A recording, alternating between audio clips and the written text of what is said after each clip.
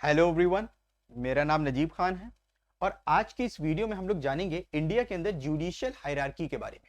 हम लोग जानेंगे कि जजेस कितने तरीके के होते हैं और हम किस तरह से जज बन सकते हैं। देखिए, पहले कुछ बेसिक बातें हम लोग समझ लेते हैं। देखिए, सबसे पहले आता है सुप्रीम कोर्ट। सुप्रीम कोर्ट जो है भारत के अंदर, ये एक फाइनल अपैलेट कोर्ट है। इसके ऊपर कोई और अदालत, कोई और कोर्ट नहीं है जहां पे आप अपील कर सकें। ठीक है, तो ये फाइनल कोर्ट है, इसका ज्यूरिसडिक्शन पूरे इंडिया के ऊपर है।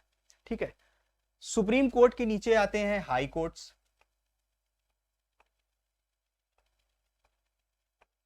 ठीक है, हाई कोर्ट के बाद आप सुप्रीम कोर्ट जा सकते हैं और हाई कोर्ट का जो ज्यूरिसडिक्शन होता है पूरे स्टेट में होता है। अब सुप्रीम कोर्ट के जो जजेस होते हैं, सुप्रीम कोर्ट के जज के लिए कोई एग्जाम नहीं होता है। जो हाई कोर्ट के जजेस होते हैं ये एलिवेट होके सुप्रीम कोर्ट के जज बनते हैं।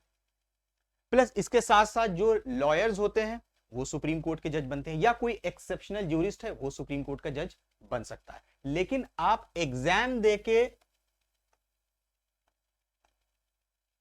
देके जज, सुप्रीम कोर्ट के जज नहीं बन सकते हैं।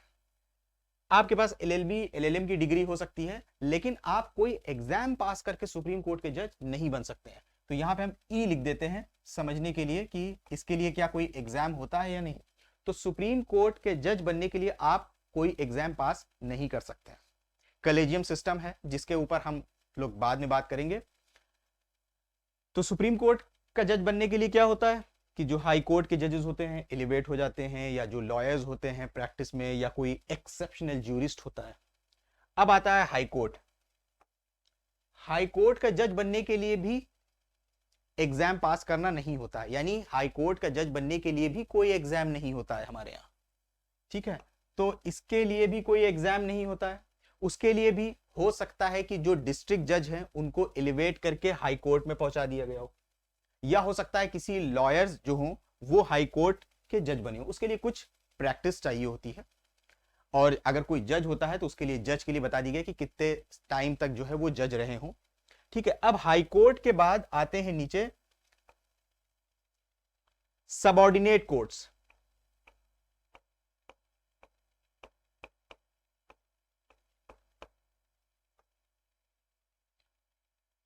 हाई कोर्ट के नीचे आते हैं सबऑर्डिनेट कोर्ट्स। जैसे हमने बताया कि सुप्रीम कोर्ट का ज्यूरिसडिक्शन पूरे भारत में होता है, पूरे इंडिया में है। हाई कोर्ट का जो ज्यूरिसडिक्शन होता है पूरे स्टेट में होता है।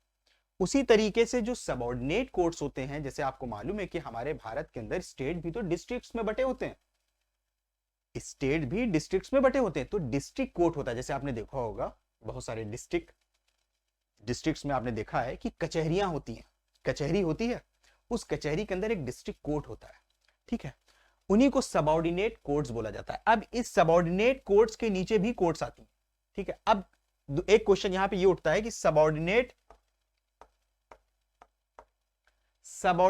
कोर्ट का जज बनने के लिए क्या करना पड़ता है। देखिए, सबऑर्डिनेट कोर्ट के अंदर जो जज होता है वो डिस्ट्रिक्ट जज होता है, जिसको बोलते हैं हम लोग डीजे।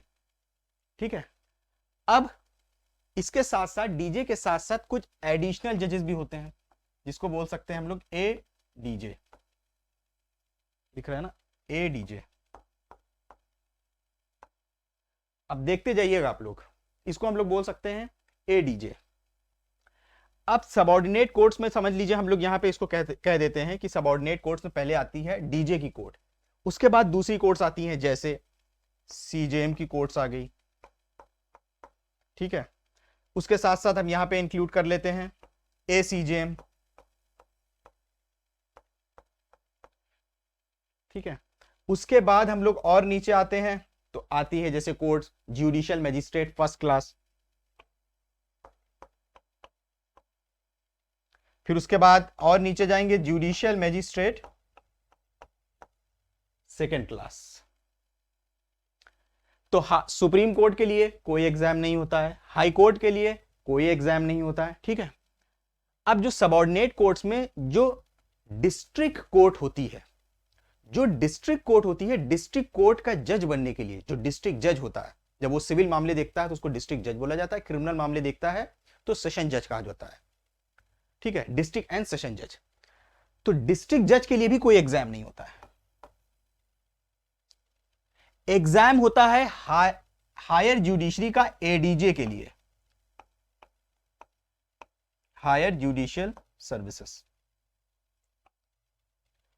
एडीजे के लिए एग्जाम होता है हायर जुडिशियल सर्विसेज का। लेकिन इसके लिए आमतौर पे स्टेट्स के अंदर 7 साल प्रैक्टिस मांगी जाती है कि 7 साल की आपकी प्रैक्टिस होनी चाहिए। यानी आपने लॉ किया, एलएलबी आपने पास आउट किया, उसके बाद आपको 7 साल की प्रैक्टिस चाहिए, फिर आप इस एग्जाम में बैठ पाओगे।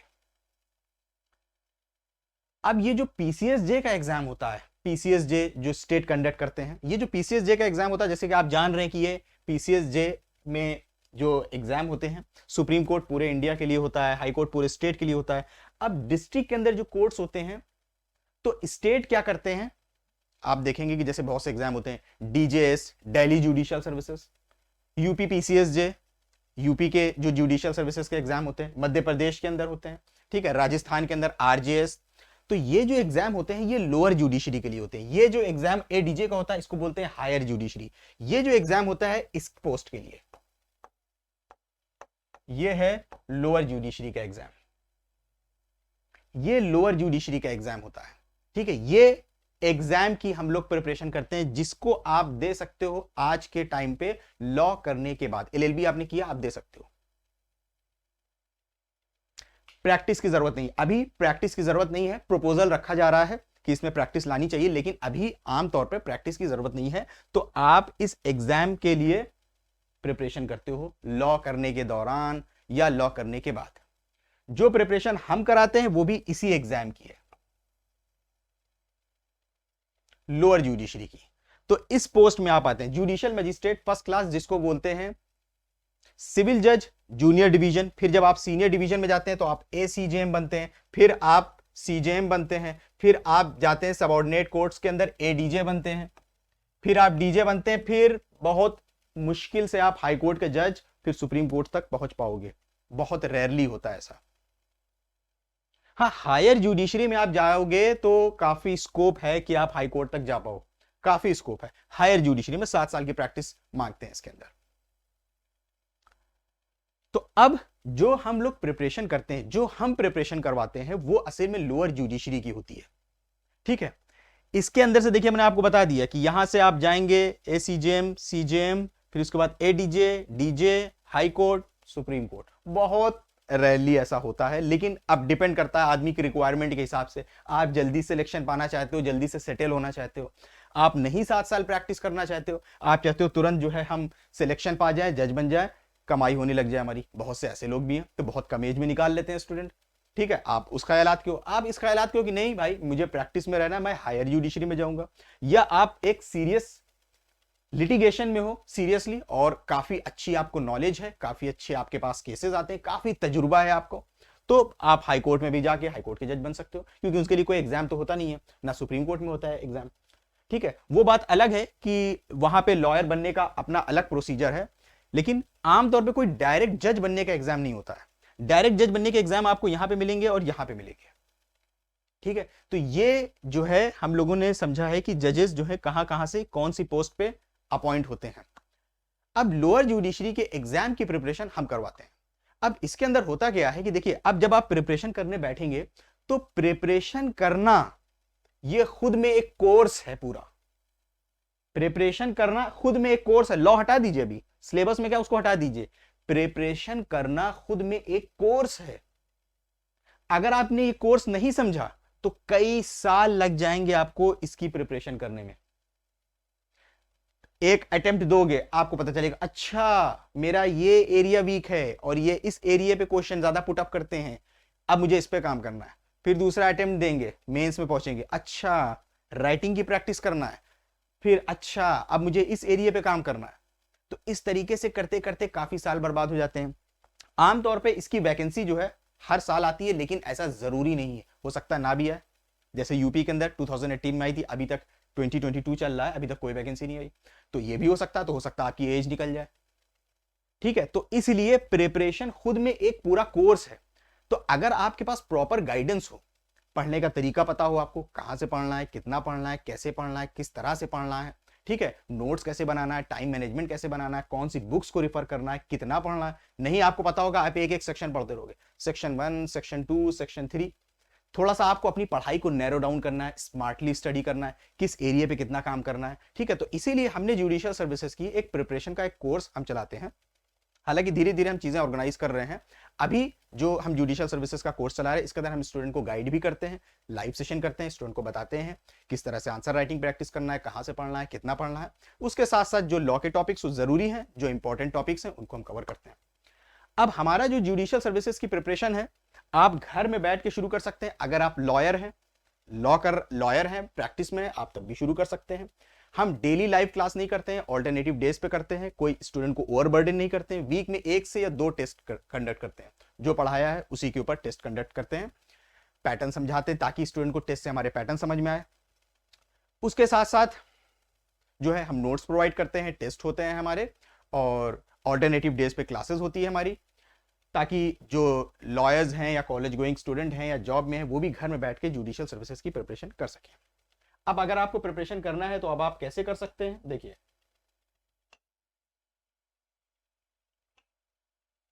ये हमारा नंबर है व्हाट्सएप का, जिसमें आप व्हाट्सएप के जरिए हमें मैसेज ड्रॉप कर सकते हैं। आपको हमारे प्लान्स की डिटेल बता दी जाएगी, फिर उसके बाद जो है आप हमारा सब्सक्रिप्शन ले सकते हैं। उसके बाद हम आपको अलग अलग हमारे ग्रुप्स बने हैं उसके अंदर ऐड कर देंगे, और फिर आप घर में बैठ के आराम से प्रिपरेशन शुरू कर सकते हैं। तो अगर आप घर में बैठ के जुडिशियल सर्विसेज की प्रिपरेशन करना चाहते हैं तो इस दिए गए हुए नंबर पे व्हाट्सएप के जरिए आप संपर्क कर सकते हैं। हम धीरे धीरे चीजों को अपनी और डेवलप कर रहे हैं और ऑर्गेनाइज कर रहे हैं। अभी इस वक्त हम 2 प्लान लेके चल रहे हैं, एक 1 ईयर का और एक एटलीस्ट 20 मंथ्स का, कि ताकि स्टूडेंट अगर एकदम न्यू है लॉ का और वो चाहता है कि हमसे जुड़ा रहे कई साल तक, तो 20 मंथ्स काफी इनफ होता है, ठीक है। तो इस दिए गए हुए नंबर पे आप व्हाट्सएप के जरिए अपना मैसेज ड्रॉप कर सकते हैं, आपको हमारे प्लान के बारे में बता दिया जाएगा। आई होप कि आपको काफी चीजें क्लियर हुई होंगी। Have a good day.